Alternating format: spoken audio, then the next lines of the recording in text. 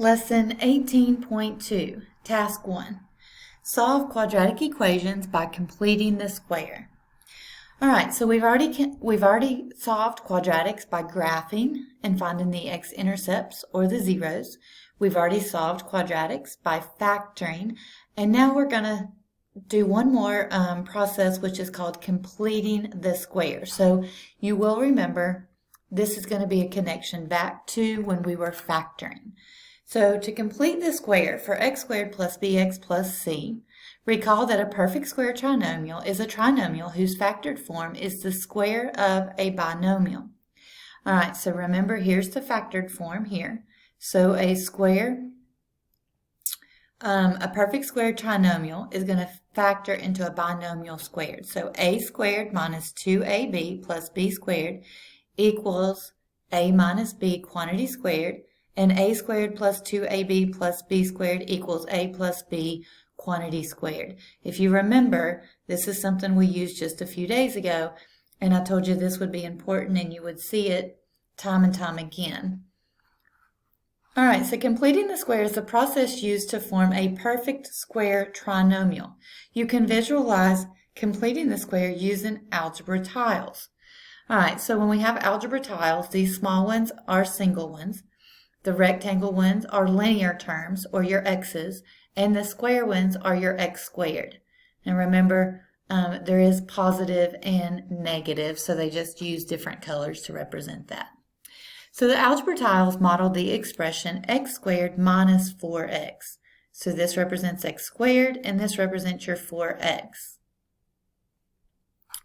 All right, so to form a perfect square trinomial, add positive unit tiles to create a square shape. Complete the statements to determine the correct number. All right, so to complete that, I would look at this question mark here and see how many tiles it would take, individual tiles, to complete that. And if you can see the lines I drew here, then it would be 4 different unit tiles would complete this whole big square tile here. So to perform the square, you need to add 4 unit tiles. The perfect square trinomial formed will be x squared minus 4x plus 4. And that makes it a perfect square trinomial, just like when we were factoring. All right, so it says match the numbers and expressions to complete the table. Use algebra tiles to draw a diagram. All right, so your original expression, number of unit tiles to form a perfect square trinomial, and then the perfect square trinomial formed. All right, so if we have an x squared, that's a square unit, and then we have 6 x's, so we're going to have 6 rectangle ones. So I'll put 3 on each side because we're trying to form a square, and we know that squares have equal side units. All right, so this is my poorly drawn square, but what we need to know is how many individual units go here. So there's 3 rows, and there's 3 here. So we need 1, 2, 3, 4, 5, 6, 7, 8, 9. So we need 9 individual tiles to go here. And that means we would have x squared plus 6x plus 9 would be our perfect square trinomial, because we add 9 to this already given information in order to get this. All right, so the next one says we have an x squared, and then we have 8x. So that means we're going to have 4 on each side.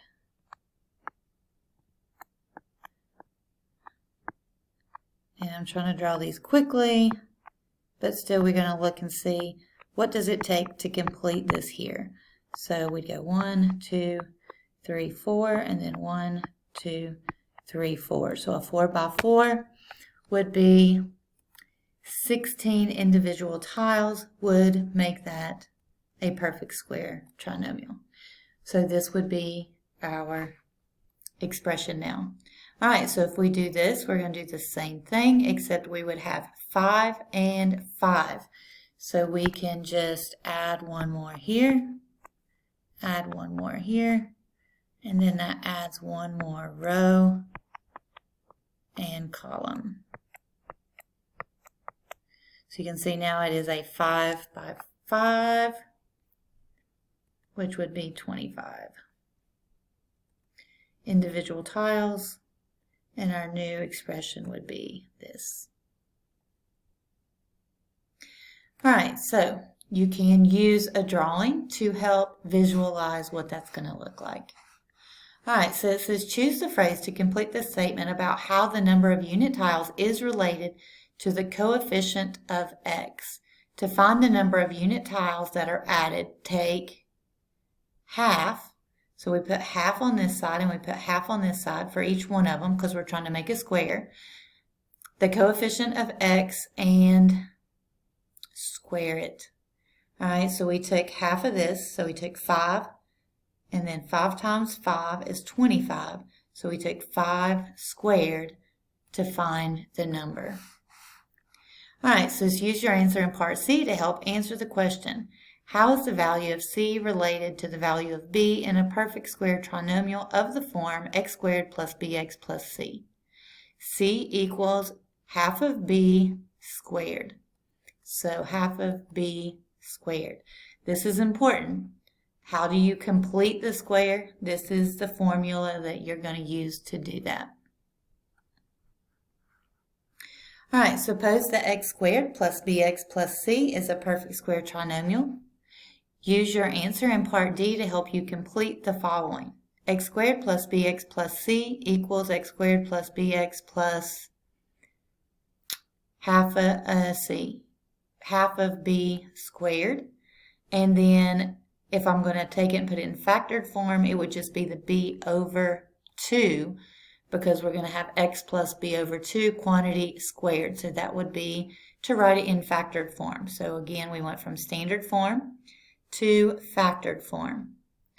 All right, so in the expression x squared minus 12x plus c, the coefficient of x is negative.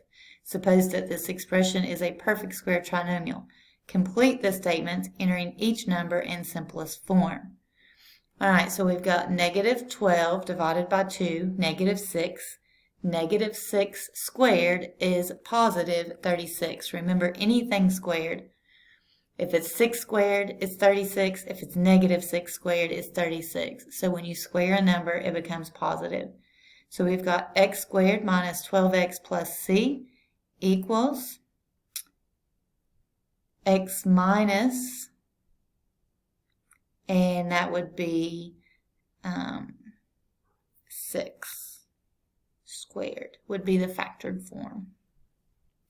So the perfect square trinomial, x squared minus 12x plus 36, that's in standard form. And you could rewrite it in factored form as x minus 6 quantity squared. So that's our perfect square trinomial, and we're going to use that in order to complete the square. That's all for task 1. If you have any questions, let me know.